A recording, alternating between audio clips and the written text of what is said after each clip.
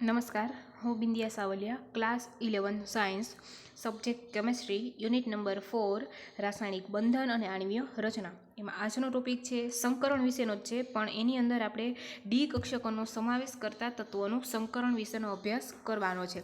તો આગળના લેક્ચરની અંદર આપણે એસપી સંકરણ, sp2 સંકરણ અને sp3 સંકરણ વિશેનો અભ્યાસ કરેલો છે.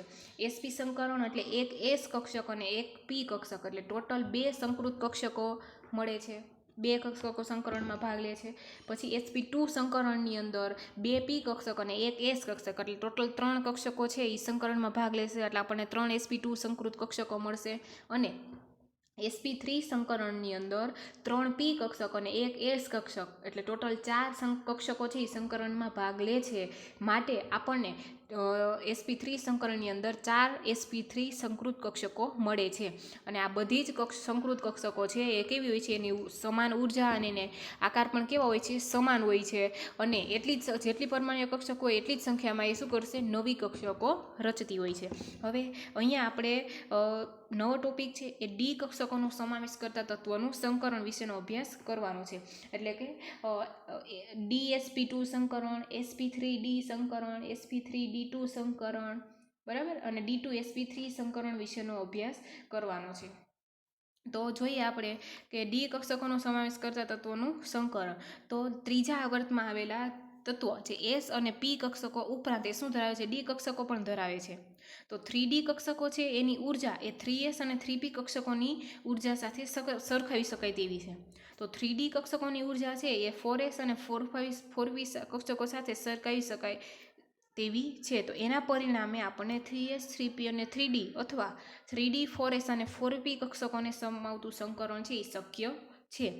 તો 3p અને 4s કક્ષકો વચ્ચેનો તફાવત એ કેવો છે, અર્થસૂચક છે.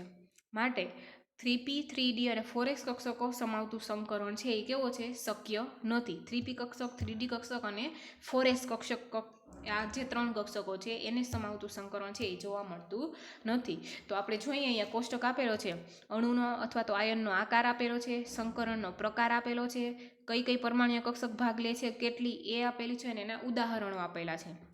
તો સંકરણનો પ્રકાર આપણે જોઈએ તો dsp2 સંકરણ જોઈએ. તો dsp2 સંકરણની અંદર આપણને જોવા મળશે કે અહીંયા એક આ જે 3D કક્ષક છે આ 4s કક્ષક છે અને આ 4p કક્ષક છે. તો ડી એક SIX કક્ષક અને p ની કેટલી કક્ષકો છે, 2 પરમાણ્વીય કક્ષકો છે. તો dsp2 સંકરણ બનશે. એનો આકાર કેવો હશે, સમતલીય ચોરસ આકાર હશે. અને ઉદાહરણ આપણે કયું જોવા મળશે, NiCl4 2- અને PtCl4 2-. પછી આવશે સંકરણનો પ્રકાર sp3d સંકરણ. એનો આકાર જોવા મળશે ત્રિકોણીય પિરામિડ. એક s કક્ષક ભાગ લેશે, 3 p કક્ષક ભાગ લેશે અને એક d કક્ષક ભાગ લેશે. અને એનું ઉદાહરણ આવશે pf5 અને pCl5. એવી જ રીતના sp3d2 સંકરણ છે, એની અંદર એનો આકાર આવશે ચોરસ પિરામિડલ. તો આમાં એક s કક્ષક, 3 p કક્ષક અને 2 d કક્ષકો ભાગ લે છે. એનું એક્ઝામ્પલ આવશે brf5. પછી આવશે સંકરણનો પ્રકાર sp3d2 અથવા તો d2sp3. તો એનો આકાર કેવો આવશે, અષ્ટફલકીય આકાર આવશે. તો આની અંદર એક s કક્ષક, 3 p કક્ષક અને 2 d કક્ષક, અને અહીંયા 2 d કક્ષક, અહીંયા એક s કક્ષક અને 3 p કક્ષકો ભાગ લે છે. હવે અહીંયા ઉદાહરણ આવશે SF6, CrF6 3- અને બીજું એક્ઝામ્પલ આવશે અહીંયા CO કોબાલ્ટ NH3 6 3+. તો આ ડી કક્ષકોનો સમાવેશ કરતા તત્વોનો સંકરણ વિશેનો અભ્યાસ કરવાનો છે. તો સૌપ્રથમ આપણે જોઈએ કે sp3d સંકરણ વિશે. તો આગળ જોયું છે sp સંકરણ, sp2 સંકરણ અને sp3 સંકરણની અંદર કઈ રીતે બને છે એના વિશે.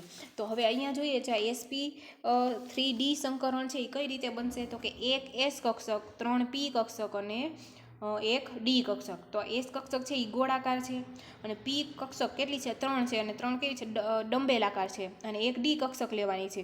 તો આ ડી કક્ષક છે એ કેવી છે, ડબલ ડંબેલાકાર છે. તો ટોટલ આપણને આ 1 અને આ 3 4 અને આ 2 એટલે 5, ટોટલ આપણને 1 + 3 + 2 એટલે ટોટલ આપણને, સોરી, આ એક જ લેવાની છે ને, એક એસ કક્ષક, 3 પી કક્ષક અને એક ડી કક્ષક, એટલે 3 ને 1 4 ને 1 5. તો ટોટલ અહીંયા આપણને 5 sp3d સંકૃત કક્ષકો મળે છે. અને 3D સંકૃત કક્ષકો છે એની આકાર પણ કેવો હોય છે? સમાન હોય છે, અને ઉર્જા પણ કેવી હોય છે? સમાન હોય છે. તો હવે આ સંકરણમાં આપણને અહીંયા ડી કક્ષક છે, તો ડીની 5 કક્ષકો છે, પણ તેમાંથી ફક્ત અહીંયા DZ² જ કક્ષક છે એ જ ફક્ત ભાગ લે છે. તો આ 5 sp3d સંકૃત કક્ષકો છે એ કયા આકારમાં ગોઠવાશે? તો કે ત્રિકોણીય દ્વિપિરામિડલ આકારમાં ગોઠવાશે. તો કે આપણે જોઈએ એની રચના. તો આ જે કક્ષકો આ રીતે ગોઠવાશે. સૌપ્રથમ આ ટ્રાયેંગલની અંદર છે ત્રિકોણની સેન્ટરમાં, આ ધારો કે એનું સેન્ટર છે, બરાબર, આ એના સેન્ટર છે. તો સેન્ટરથી 3 કક્ષકો ત્રિકોણમાં હશે. તો આ એક કક્ષક, આ બીજી કક્ષક અને આ ત્રીજી કક્ષક આ રીતે હશે. અને બાકીની 2 કક્ષકો છે એ ત્રિકોણને કેવી હોય છે? લંબ રૂપે હોય છે. એટલે કે આ એક કક્ષક ઉપરથી અને આ એક નીચેથી લંબ રૂપે. ઓકે. તો હવે આજે ત્રિકોણ એનો બંધકોણ વિશેની વાત કરીએ. તો ત્રિકોણમાં જે ગોઠવાયેલી કક્ષકો છે, આ જે ત્રિકોણમાં ગોઠવાયેલી કક્ષકો, એના વચ્ચેનો બંધકોણ આપણને કેટલો જોવા મળશે? તો કે આ જે બંધકોણ છે એ આપણને કેટલો જોવા મળે છે? તો કે 120 ડિગ્રીનો જોવા મળશે. અને આ જે ત્રિકોણને આ કક્ષક અને આ કક્ષક એ બંને લંબ રૂપે છે, તો એ કેટલા ડિગ્રી એના વચ્ચેનો બંધકોણ આપણને કેટલા જોવા મળશે? તો કે 90 ડિગ્રીનો બંધકોણ આપણને જોવા મળે છે. તો હવે અહીંયા તો આ બંધકોણની વાત કરીએ તો આપણને 3 બંધકોણ છે એ 120 ડિગ્રીના મળશે. અને આ જે 2 લંબ રૂપે છે ત્રિકોણને, તો એ 2 બંધકોણ આપણને કેટલા જોવા મળશે? 90 ડિગ્રીના જોવા મળે છે. હવે એના આકારની વાત કરીએ તો ત્રિકોણીય દ્વિપિરામિડલ આકાર જોવા મળશે. તો હવે આ જે ઉપરનો જે ત્રિકોણને લંબ કક્ષક છે, બરાબર, એને આ જે 3 કક્ષક છે એની સાથે જોઈન્ટ કરી દઈએ, અને જે નીચેનું કક્ષક છે એને આ રીતે જોઈન્ટ કરી દઈશું. તો આપણને એનો આકાર ઉપર અને નીચે બંને સાથે જે 3 કક્ષકનું જે જોડાણ કરીએ તો આપણને એક અહીંયા ઉપર પિરામિડ મળશે અને એક આ નીચે પિરામિડ મળશે. માટે એનો આકાર કેવો થશે? ત્રિકોણીય દ્વિપિરામિડલ આકાર થાય છે. હવે એનું એક એક્ઝામ્પલ લઈએ આપણે.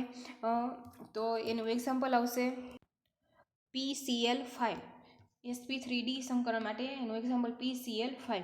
તો સૌ પ્રથમ એનું સામાન્ય બંધારણ લઈ લઈએ. તો આ ફોસ્ફરસ એ આ રીતે એના ક્લોરીન છે આ રીતે જોઈન્ટ થશે. તો અહીંયા જે ફોસ્ફરસ છે, તો ફોસ્ફરસના 1, 2, 3, 4 અને 5. તો ફોસ્ફરસના 5 ઇલેક્ટ્રોન છે એ બંધની ભાગીદારીમાં જતા રહે છે. માટે ફોસ્ફરસ કેટલા અયુગ્મિત ઇલેક્ટ્રોન હોવા જોઈએ? તો કે ફોસ્ફરસ પાસે 5 અયુગ્મિત ઇલેક્ટ્રોન હોવા જોઈએ. તો આપણે જોઈએ ફોસ્ફરસની ઇલેક્ટ્રોન રચના. તો એ 15 નંબરનું તત્વ છે. એની ઇલેક્ટ્રોન રચના આવશે neon complete, 3s2, 3px1, 3py1, 3pz1, અને 3d કક્ષકની અંદર એકય ઇલેક્ટ્રોન નથી. તો આ રીતે એની 3s માં 2 ઇલેક્ટ્રોન, અને 3px માં 1, 3py માં 1 અને 3pz માં 1. તો અહીંયા આપણને 3 જ ઇલેક્ટ્રોન અયુગ્મિત મળે છે. હવે આપણને જરૂર કેટલા હોવા જોઈએ ફોસ્ફરસ પાસે? તો કે 5 અયુગ્મિત ઇલેક્ટ્રોન હોવા જોઈએ. તો એના માટે આપણને 3d કક્ષકની જરૂર પડશે. તો આ 3s કક્ષકમાંથી એક ઇલેક્ટ્રોન ઉત્તેજિત થઈ અને ક્યાં આવશે? 3d કક્ષકમાં આવશે. તો ફોસ્ફરસને આપણે શું કરવો પડશે? ઉત્તેજિત અવસ્થામાં લાવવો પડશે. તો ફોસ્ફરસને ઉત્તેજિત અવસ્થામાં લાવીશું. અહીંયા આપણે એને ફૂદડી આવે છે ઉત્તેજિત અવસ્થામાં. તો ત્યારે એની ઇલેક્ટ્રોન રચના neon complete, 3s1, 3px1, 3py1, 3pz1 અને 3d1 થશે. અને અહીંયા ફક્ત DZ² કક્ષક જ ભાગ લે છે. તો આ રીતે આપણને અહીંયા 5 અયુગ્મિત ઇલેક્ટ્રોન મળી ગયા. તો માટે આ જે 5 sp3d સંકૃત કક્ષકો મળશે કે જેની ઉર્જા પણ સમાન છે, એનો આકાર પણ કેવો હોય છે? સમાન હોય છે. હવે આ 5 sp3d સંકૃત કક્ષકો છે એની ગોઠવણી કઈ રીતે થશે? તો એની ગોઠવણી આપણે જોઈએ તો એની ગોઠવણી આ રીતે થતી જોવા મળે છે. તો આ ટ્રાયેંગલ, તો આની અંદર આ જે મધ્યસ્થ પરમાણુ છે, તો આ 3 કક્ષકો છે આપણને આ રીતે ત્રિકોણની અંદર જોવા મળશે, અને 2 કક્ષકો છે એ આ રીતે આપણને લંબ સ્વરૂપે જોવા મળશે. તો આ રીતે એની ગોઠવણી થશે. હવે આની સાથે જે 5 sp3d સંકૃત કક્ષકો છે એની સાથે કોણ જોડાશે? તો કે Cl જોડાશે. તો Clની ઇલેક્ટ્રોન રચના શું છે? ક્લોરીનની ઇલેક્ટ્રોન રચના. તો 17 નંબરનું છે. તો એની ઇલેક્ટ્રોન રચના આવશે નિયોન કમ્પ્લીટ, 3s2, 3p5, એટલે કે 3px માં 2, 3py માં 2 અને 3pz માં 1. ઓકે. તો આ જે અયુગ્મિત ઇલેક્ટ્રોન છે તો સીએલની જે આ 3p-Z કક્ષક છે, તો આ સીએલની 3p-Z કક્ષક છે એ શું કરશે તો કે આગળની જે 5 ફોસ્ફરસની જે 5 sp3d સંકૃત કક્ષકો છે એની સાથે સમિશ્રણ થશે. તો આ રીતે એનું શું થતું હોય છે, સમિશ્રણ થતું હોય છે. સીએલની 3p-Z કક્ષક નહીં આવે, 3p-Z આવશે. તો 3p-Z કક્ષકનું સમિશ્રણ થશે અને અહીંયા શું બનાવે છે, એ સિગ્મા બંધ બનાવશે. આ રીતે એ 5 સિગ્મા બંધ બનશે જ્યારે ક્લોરિનનું સમિશ્રણ થશે sp3d કક્ષક સાથે ત્યારે. અને એનો આકાર આપણને કેવો જોવા મળશે, એનો આકાર આપણને આ રીતે જોવા મળશે. તો અહીંયા 3 બંધકોણ આપણને 120 ડિગ્રીના જોવા મળશે અને 2 બંધકોણ આપણને કેવા જોવા મળશે, 90 ડિગ્રીના જોવા મળે છે. અને એનો આકાર આપણને કેવો જોવા મળશે તો કે ત્રિકોણીય દ્વિપિરામિડલ આકાર જોવા મળે છે. હવે આપણે બીજો એક્ઝામ્પલ આ વસ્તુ આ જે છે એ પણ આપણને ટેક્સ્ટ બુકનું જ આપેલું છે કે ત્રિકોણીય દ્વિપિરામિડલ છે એની અંદર ભૂમિતિના ખૂણા છે એ સરખા હોય નહીં. આપણે જોયું કે 3 છે એ આપણને 120ના મળે છે અને 2 બંધકોણ આપણને 90 ડિગ્રીના મળશે. તો જે PCl5માં ફોસ્ફરસની 5 sp3d કક્ષકો છે એ ક્લોરિનની એકાકી ઇલેક્ટ્રોન ધરાવતી એટલે જે અયુગ્મિત ઇલેક્ટ્રોન ધરાવતી કક્ષકો p કક્ષકો સાથે સમિશ્રિત થયું અને 5 PCl સિગ્મા બંધ રહી જા અને 3 PCl છે એક જ સમતલમાં છે અને એકબીજા વચ્ચે 120નો ખૂણો બનાવે છે. તો આ બંધોને શું કહેવાય છે, ઇક્વાટોરિયલ બંધ કહે છે. અને બાકીના જે બે છે એ લંબરૂપે છે. આપણે કીધું કે મધ્યવર્તી સમતલની ઉપર અને બીજો છે એ સમતલની નીચે ગોઠવાય છે અને એ સમતલ સાથે કેટલાનો ખૂણો રચે છે, 90નો ખૂણો માટે એ બંધને આપણે શું કહેવાય છે, અક્ષીય બંધ કહે છે કે જે આપણે આની વાત કરી, બરાબર. જો આ એક ઉપર અને એક નીચેથી. તો અહીં અક્ષીય બંધ છે, બંધ યુગ્મ છે એ વિષુવવૃત્તીય બંધ યુગ્મ કરતાં ઇક્વાટોરિયલ કરતાં વધારે અપાકર્ષણ પારસ્પરિક ક્રિયા અનુભવે છે. માટે અક્ષીય બંધ છે એ પ્રમાણમાં થોડા વધારે લાંબા જણાય છે. તેથી વિષુવવૃત્તીય બંધ કરતાં કેવા હોય છે, વધુ નબળા હોય છે કે જે PCl5 અણુને કેવો બનાવશે, વધુ સક્રિય બનાવશે. હવે આપણે બીજો પ્રકાર લઈએ તો sp3d2 સંકરણ.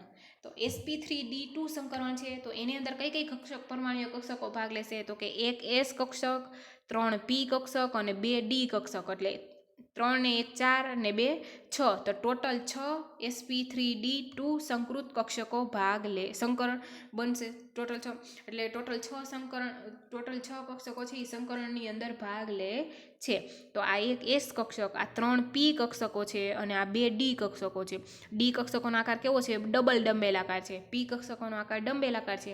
s કક્ષકનો આકાર ગોળાકાર છે. ઓકે, તો આ રીતે ટોટલ આપણને સમાન આકાર અને સમાન ઉર્જા ધરાવતી ટોટલ 6 sp3d2 સંકૃત કક્ષકો મળે છે, બરાબર. ત્યારબાદ હવે જોઈએ તો આની અંદર જે sp3d2 સંકરણ છે તો sp3d2 સંકરણની અંદર આપણે 6 સંકૃત કક્ષકો મળશે. હવે આ જે 6 સંકૃત કક્ષકો છે એ કયા આકારમાં ગોઠવાશે તો કે અષ્ટફલકીય આકારમાં ગોઠવાશે. તો આ ચોરસની અંદર આ ચારે ખૂણે એક એક કક્ષક અને એક ઉપરથી લંબ અને એક નીચેથી લંબ. તો આ નીચે તો આ રીતે કક્ષકો છે એ અષ્ટફલકીય આકારમાં ગોઠવાતી હોય છે. હવે અહીંયા શું કરીશું તો કે જે ઉપરની કક્ષક છે, હવે ઉપરની કક્ષક છે એને આ જે ચોરસની આ જે ચારે કક્ષકો છે એની સાથે જોઈન કરી દઈએ. ધારો કે આની સાથે આની સાથે, બરાબર. આ રીતે જોઈએ આપણે અહીંયા તો જે અષ્ટફલકાર બને છે એમાં